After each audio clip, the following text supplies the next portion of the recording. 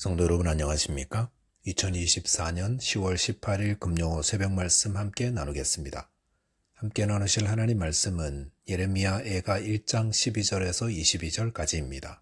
본문은 유다의 멸망에 대한 예레미야의 탄식과 회개가 이어지고 있습니다. 본문을 통해 하나님은 뿌린 대로 거두게 하시는 분이며 성도는 지체의식을 가지고 회개해야 함에 대해서 묵상하겠습니다. 첫째 묵상할 내용은 하나님은 뿌린 대로 거두게 하시는 분이라는 것입니다. 본문 12절을 보시면 지나가는 모든 사람들이여 너희에게는 관계가 없는가? 나의 고통과 같은 고통이 있는가 볼지어다. 여호와께서 그의 진노하신 날에 나를 괴롭게 하신 것이로다 라고 하였습니다. 예레미야는 지나가는 불특정 다수에게 자신의 고통에 대해 물으며 유다와 예루살렘에 당한 고통이 얼마나 크고 깊은지를 말하고 있습니다. 본문 13절 이하에서는 그 고통의 크기가 얼마나 큰지를 여러 비유로 표현하고 있습니다. 본문 13절에 보시면 높은 곳에서 나의 골수에 불을 보내어 이기게 하시고 라고 하였습니다. 여기 골수를 개역 한글 성경에서는 뼈라고 번역하였습니다. 즉 본문은 불로 뼈를 태우는 모습을 말합니다. 제 아무리 건강한 몸을 가진 자라도 화장장에 들어가 2시간 정도 태우고 나면 온몸의 뼈가 손가락으로도 툭 쳐도 부스러질 정도가 됩니다. 마찬가지로 하나님이 내린 징계의 불로 유다는 이처럼 완전히 불타 무너져 내렸다는 것입니다. 또한 내 발 앞에 그물을 치사 나로 물러가게 하셨으며 라고 하였습니다. 걸어가는 발 앞에 올무를 쳐놓으면 당연히 걸려서 나아가지 못합니다. 그렇듯 유다는 하나님이 내린 징계의 그물에 붙잡혀 종일토록 피곤하며 황폐하게 되었던 겁니다. 또한 본문 14절에 보시면 내 죄악의 멍에를 그의 손으로 묶고 얽어 내 목에 올리사 라고 하였습니다. 이 부분을 세번역 성경에서는 주님께서 내가 지은 죄를 묶고 얽어서 멍에를 만드시고 그것을 내 목에 얹어서 힘을 쓸 수 없게 하셨다라고 하였습니다. 하나님께서 유다가 지은 죄의 다발들을 한때 묶어서 그것을 유다의 목에 얹었는데 그것이 얼마나 무거운지 힘을 쓸 수 없게 하셨다는 말입니다. 또한 내가 감당할 수 없는 자의 손에 주께서 나를 넘기셨다 하였습니다. 본문 15절에 보시면 주께서 내 영토 안 나의 모든 용사들을 없는 것 같이 여기시고라고 하였습니다. 유다 백성들은 자신들을 지키려면 하나님을 의지하기보다 용사들을 잘 준비시키면 된다고 생각했었습니다. 하지만 바벨론 침공을 당한 후에야 그 생각이 얼마나 어리석은지를 알게 되었습니다. 하나님은 아무리 강력한 군대라도 없는 것 같이 여기시는 분입니다. 또한 성회를 모아 내 청년들을 부수시며 처녀딸 유다를 내 주께서 술틀에 밟으셨도다 하였습니다. 성경에서 술틀에 포도를 넣고 밟는 행위는 하나님께서 행하시는 무서운 진노의 심판을 상징합니다. 남유다에 임한 하나님의 심판은 얼마나 무섭고 두려운 것이었습니까? 그런데 이 하나님의 심판은 이미 예레미야를 통해 예언되었던 내용이었습니다. 예레미야 18장 11절에 보시면 하나님은 유다 백성들에게 보라 내가 너희에게 재앙을 내리며 계책을 세워 너희를 치려하노니 너희는 각기 악한 길에서 돌이키며 너희의 길과 행위를 아름답게 하라 하셨다 하였습니다. 그런데 12절에서 유다 백성들은 우리는 우리의 계획대로 행하며 우리는 각기 악한 마음이 완악한 대로 행하리라 한다 하였습니다. 그렇기 때문에 16절에 보시면 그들의 땅으로 두려움과 영원한 웃음거리가 되게 하리니 그리로 지나가는 자마다 놀라서 그의 머리를 흔들리라 하였습니다. 하나님은 유다 백성들에게 악에서 돌이키라고 누차 말씀하셨지만 그들은 요지부동이었습니다. 그들의 땅으로 두려움과 영원한 웃음거리가 되게 하겠다고 하시는데도 그들은 듣지 않고 계속해서 악한 마음이 완악한 대로 행했습니다. 그랬다가 오늘 이처럼 하나님의 무섭고 처참한 진노의 심판을 받아 멸망케 되었던 겁니다. 남유다에 임한 진노는 그들이 뿌린 결과였습니다. 하나님은 누구든 죄 가운데서 멸망하기보다 회개하기를 바라시기에 회개의 말씀을 주고 계십니다. 저와 여러분 안에 있는 죄가 있습니까? 그렇다면 철저히 회개함으로 하나님의 은혜를 누리게 되시기 바라겠습니다. 둘째로 묵상할 내용은 지체의식을 가지고 회개해야 한다는 것입니다.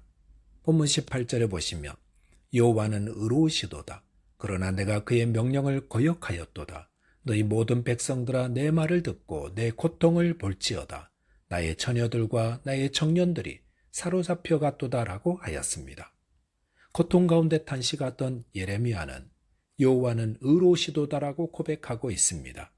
예레미야는 남유다에 임한 재난이 백성들의 죄악에 대한 하나님의 형벌인 것을 알고 있었습니다. 그러면서 여호와는 의로우시도다라고 고백하였습니다. 사람들은 자신이 잘못해서 벌을 받으면서도 자신의 잘못을 생각하기보다 벌을 내리는 자를 원망하고 비난하곤 합니다.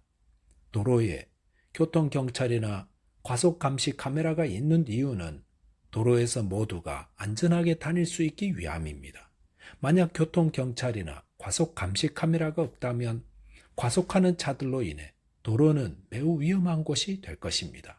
그런 의미에서 과속감시 카메라는 꼭 필요한 것이고 어떤 면에서는 고마운 존재라 할 수 있습니다. 그런데 자신이 과속해서 벌금을 받게 되면 생각이 달라지는 경우가 많습니다. 왜 국가가 저런 거 설치해서 국민들 돈 뜯어내느냐라는 겁니다. 하지만 바른 생각은 어떤 것입니까? 내가 잘못해서 벌금을 내지만 과속감시 카메라는 바른 목적으로 설치된 것이라고 말합니다. 그리고 다음부터는 조심해서 운전하려고 힘씁니다. 출애굽한 이스라엘 백성들 가운데 레위 자손인 고라가 당을 지어 모세와 아론을 대적했던 적이 있었습니다. 그런데 그것은 하나님을 멸시한 행동이었습니다. 왜냐하면 모세와 아론은 하나님이 백성의 지도자로 세운 자들이기 때문입니다. 이렇게 하나님을 멸시한 자들에 대해 모세는 이들이 하나님의 벌을 받아 죽게 될 것이라 했습니다. 그리고 나서 정말로 하나님께서 땅을 갈라지게 하셔서 모세를 대적하던 자들 모두를 삼켜버리게 했고 함께 대적하며 분향하던 250명은 불이 나와 그들 모두를 살라 죽게 하였습니다. 이들의 죽음은 그들 자신들의 불순종과 반역 때문이었습니다. 다른 백성들은 이것에 대한 설명을 들었고 또 그것을 직접 목격하였습니다. 그런데 이튿날 백성들이 무엇라 했습니까? 모세와 아론이 그들을 죽였다고 원망했습니다. 땅이 갈라진 것은 모세가 지팡이를 들어서 된 것이 아니었습니다. 불이 나온 것도 모세가 행한 것이 아닙니다. 모세는 다만 백성들에게 그들이 하나님을 멸시한 죄를 지었기 때문에 죽게 될 것이라고 하나님의 말씀을 대언했을 뿐입니다. 그것은 백성들에게 무엇을 깨달으라는 것입니까? 그들에게 심판하시는 하나님은 의로우시고 그들의 죽음은 그들의 죄 때문에 받는 벌이라는 것을 알으라는 겁니다. 이 깨달음이 있어야 회개와 회복의 은혜가 임합니다. 본문을 다시 보시면 예레미야는 내가 그의 명령을 거역하였도다라고 고백하였습니다. 그래서 하나님의 징계를 받아 지금 이 고통을 당한다 하였습니다. 여기서 주목할 것은 예레미야가 자신과 자기 민족을 동일시하고 있다는 것입니다. 아시는 것처럼 예레미야는 유다 왕과 백성들에게 회개를 촉구하며 하나님의 말씀을 계속해서 증거했습니다. 그러다가 생명의 위협을 받기도 했지만 예레미야는 하나님 말씀에 온전히 순종하였습니다. 그런데 그런 예레미야가 불순종하며 하나님을 대적하였던 남유다 백성들과 자신을 하나로 이야기하고 있습니다. 이것은 언약 공동체 안에 있는 형제와 이웃을 향한 지체의식을 보여줍니다. 지체의식이란 다른 지체를 아끼고 염려하는 마음입니다. 그래서 다른 지체가 아파하면 나도 아파하고 다른 지체가 연약하면 나도 연약해지는 것입니다. 그것은 예수님이 가진 모습이었습니다. 예수님은 우리가 연약하고 범죄하였을 때에 나는 안 했어요, 나는 관계없어요 이렇게 한 것이 아니라 친히 우리와 같이 연약한 인간의 몸을 입고 오셔서 우리 죄를 담당하시고 십자가에서 우리 죄값을 지르셨습니다. 저와 여러분들이 이 지체의식을 가지고 이 나라와 사회와 교회를 위해 기도하는 자 되시기 바라겠습니다. 기도하겠습니다. 하나님 아버지, 저희 죄를 회개함으로 하나님이 주시는 회복의 은혜를 누리게 해 주옵소서. 또한 저희가 지체의식을 가지고 서로의 죄를 나의 죄로 알아 회개하는 자 되게 해 주옵소서. 예수 그리스도 이름으로 기도하옵나이다. 아멘. 오늘도 믿음 안에서 승리하는 하루 되시기 바라겠습니다. 감사합니다.